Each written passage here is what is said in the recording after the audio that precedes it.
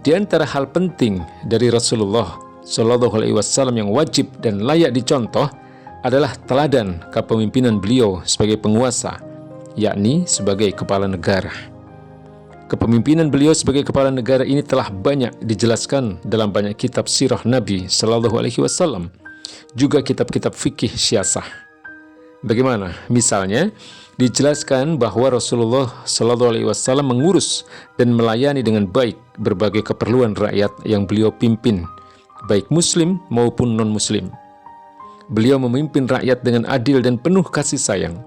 Ini karena hakikat kepemimpinan, khususnya dalam konteks pemimpin negara, ditegaskan oleh sabda beliau sendiri, Sayyidul Qaum Khadimuhum. Pemimpin suatu kaum hakikatnya adalah pelayan mereka. Hadis riwayat Abu Nuaim. Sebagai kepala negara, yakni negara Islam, Nabi Shallallahu Alaihi Wasallam mengadili banyak perkara di masa.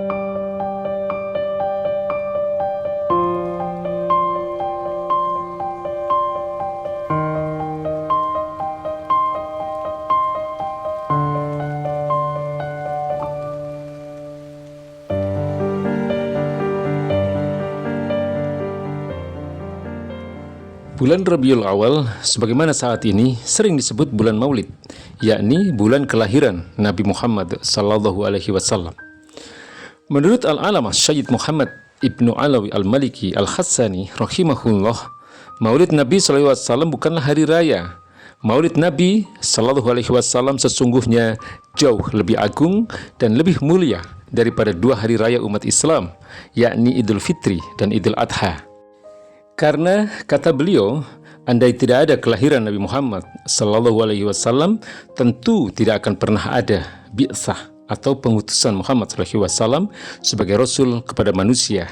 Tidak akan turun Al-Quran, tidak akan ada peristiwa Isra Mi'raj, tidak akan ada hijrah, tidak akan ada kemenangan dalam Perang Badar, juga tidak akan ada penaklukan kota Mekah. Sebab semua itu berkaitan dengan kelahiran atau maulid Nabi Muhammad SAW.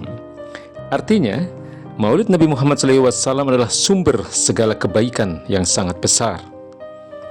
Sebagai wujud rasa cinta kepada Nabi Muhammad SAW, sepantasnya pada bulan Rabiul Awal ini kita lebih banyak lagi bersolawat untuk beliau. Apalagi bersolawat kepada beliau diperintahkan oleh Allah Subhanahu wa Ta'ala, sebagaimana firman-Nya, Innallaha wa malaikatahu yusholluna 'alan nabi ya ayyuhalladzina amanu shollu 'alaihi wasallimu taslima. Sungguh Allah dan para malaikatnya berselawat untuk Nabi. Wahai orang-orang beriman, berselawatlah kalian untuk Nabi dan ucapkanlah salam penghormatan kepadanya. Quran Surat Al-Ahzab ayat 56. Banyak bersalawat kepada Nabi Muhammad Sallallahu Alaihi Wasallam merupakan salah satu tanda kebaikan dari Allah Subhanahu Wa Taala kepada kita. Demikian sebagaimana dinyatakan oleh Imam Ibnu Al-Jauzi rahimahullah. Annallaha Ta'ala idza arada bi'abdihi khairan yasarra lisanahu lis-salati ala Muhammadin Sallallahu Alaihi Wasallam. Allah Subhanahu Wa Taala jika menghendaki kebaikan pada diri hambanya, Dia akan memudahkan lisan hambanya itu untuk terbiasa berselawat kepada Nabi Muhammad SAW. Selain banyak berselawat untuk beliau, selayaknya kita lebih meningkatkan lagi rasa cinta kita kepada beliau. Apalagi jika selama ini kita mengklaim mencintai Allah Subhanahu wa Ta'ala dan Al-Quran yang beliau bawa. Berkaitan dengan itu, Imam Ibnu Rajab rahimahullah berkata, Min alamati hubbillah hubbul Qur'an wa min alamati hubbil Qur'an hubbu man unzila alaihil Qur'an an-Nabi sallallahu alaihi wasallam. Di antara cinta kepada Allah Subhanahu wa Ta'ala adalah mencintai Al-Quran. Di antara tanda cinta kepada Al-Quran adalah mencintai manusia yang kepada beliau Al-Quran diturunkan, yakni Nabi Muhammad sallallahu alaihi wasallam. Ibnu Rajab, Tafsir Ibnu Rajab halaman 348. Tentu cinta tidak cukup sekedar klaim. Klaim cinta butuh bukti.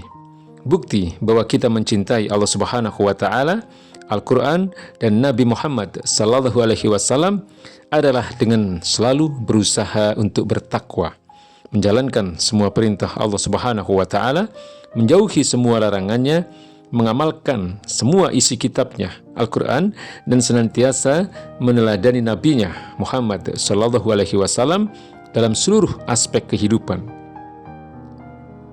Sebagaimana dimaklumi, selama kurang lebih 23 tahun sejak diutus, periode dakwah Rasulullah SAW terbagi menjadi dua bagian. Satu periode Mekah, dua periode Madinah. Selama 13 tahun dakwah di Mekah, Rasulullah SAW murni hanya berperan sebagai pengemban dakwah. Namun berikutnya, pasca hijrah ke Madinah dan mendirikan negara Islam untuk pertama kalinya, beliau sekaligus menjadi penguasa atau kepala negara yang memerankan seluruh fungsi kekuasaan untuk melaksanakan dan menerapkan syariat Islam, bahkan mengemban risalah Islam ke luar negeri dengan dakwah dan jihad. Hal ini berlangsung sekitar 10 tahun hingga beliau wafat. Karena itu, di antara hal penting dari Rasulullah SAW yang wajib dan layak dicontoh adalah teladan kepemimpinan beliau sebagai penguasa, yakni sebagai kepala negara. Kepemimpinan beliau sebagai kepala negara ini telah banyak dijelaskan dalam banyak kitab sirah Nabi Sallallahu Alaihi Wasallam, juga kitab-kitab fikih syiasah. Bagaimana? Misalnya, dijelaskan bahwa Rasulullah Sallallahu Alaihi Wasallam mengurus dan melayani dengan baik berbagai keperluan rakyat yang beliau pimpin, baik Muslim maupun non-Muslim. Beliau memimpin rakyat dengan adil dan penuh kasih sayang. Ini karena hakikat kepemimpinan, khususnya dalam konteks pemimpin negara, ditegaskan oleh sabda beliau sendiri, Sayyidul Qaum Khadimuhum. Pemimpin suatu kaum hakikatnya adalah pelayan mereka. Hadis riwayat Abu Nuaim. Sebagai kepala negara, yakni negara Islam, Nabi Shallallahu Alaihi Wasallam mengadili banyak perkara di masyarakat hanya dengan syariah Islam, bukan dengan hukum-hukum yang lain. Syariah Islam pasti adil karena bersumber dari Allah yang Maha Adil. Sebagai kepala negara Islam, Nabi Shallallahu Alaihi Wasallam pun mengangkat para wali atau gubernur, sekaligus para qadhi atau hakim, juga para amil.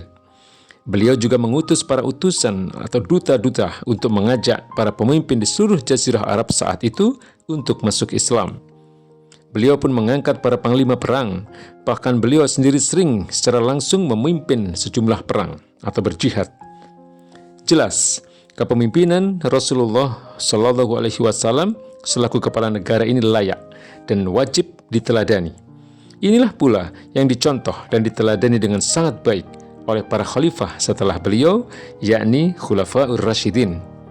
Karena itu, kaum muslim generasi berikutnya sampai hari ini layak dan wajib meneladani kepemimpinan Rasulullah Sallallahu Alaihi Wasallam dan Khulafaur Rasyidin ini. Apalagi Rasulullah Sallallahu Alaihi Wasallam telah bersabda, "Fa'alaikum bisunnati wa sunnatil khulafair rasyidin al-mahdiyyin, addu 'alaiha bin nawajid." Kalian wajib berpegang teguh dengan sunnahku dan sunnah Khulafaur Rasyidin yang mendapatkan petunjuk. Gigitlah ia dengan gigi geraham. Hadis riwayat Ibnu Majah dan At-Tirmizi.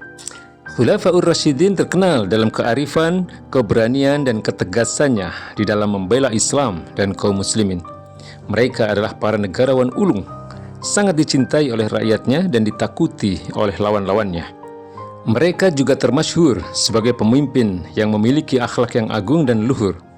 Khalifah Abu Bakar Asy-Siddiq misalnya adalah sosok penguasa yang terkenal sabar dan lembut. Namun, beliau juga terkenal sebagai pemimpin yang berani dan tegas.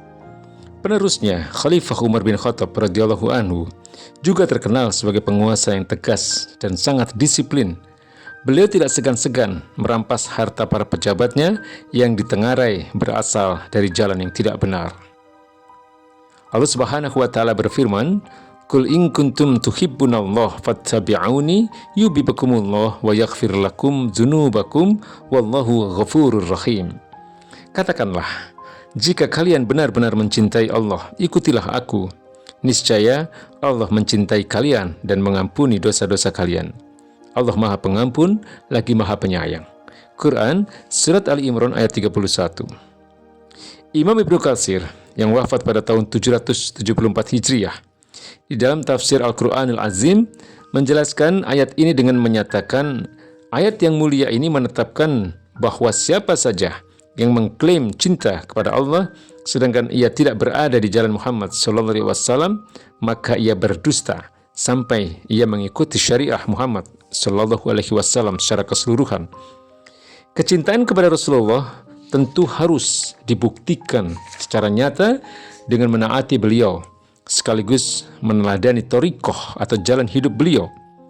Di antara perkara yang paling menonjol yang wajib diteladani dari thariqah Nabi Sallallahu Alaihi Wasallam adalah kepemimpinan beliau sebagai kepala negara Islam. Kepemimpinan inilah yang kemudian diikuti, diteladani, dan dilanjutkan oleh Khulafaur Rasyidin dalam institusi khilafah Islam. Di antara teladan paling menonjol dari kepemimpinan Rasulullah Sallallahu Alaihi Wasallam dan Khulafaur Rasyidin tentu saja adalah penerapan dan penegakan syariah Islam dalam seluruh aspek kehidupan. Inilah yang layak dan wajib dicontoh oleh para pemimpin Muslim saat ini. Apalagi penerapan dan penegakan syariah Islam ini akan menjadi kunci mendapatkan penjagaan dari Allah Subhanahu wa Ta'ala. Rasul Shallallahu Alaihi Wasallam berpesan, "Ihfazillah, yahfazka, ihfazillah, tajidahu tujahaka." Jagalah Allah, niscaya Allah menjagamu. Jagalah Allah, niscaya engkau mendapati Allah di hadapanmu. Hadis riwayat Tirmizi dan Ahmad. Al-Hafiz Ibn Rajab yang wafat pada tahun 795 Hijriah di dalam Jami' al-Ulum wal Hikam menjelaskan, "Ihfazillah" atau jagalah Allah maksudnya adalah menjaga hudud, hukum-hukum Allah, hak-hak, perintah-perintah dan larangan-larangannya. Menjaga semua itu adalah dengan menaati perintah-perintah Allah, menjauhi larangan-larangannya, dan tidak melanggar hudud atau batasan-batasan atau hukum-hukumnya. Jika hudud dan syariah Allah senantiasa dijaga, maka segala perkara bagi umat ini akan menjadi baik. Ketenangan dan ketentraman hidup tercapai, kemakmuran bisa dirasakan, kemuliaan didapatkan, keberkahan Allah akan dilimpahkan, dan keridhaannya pun pasti akan dicurahkan.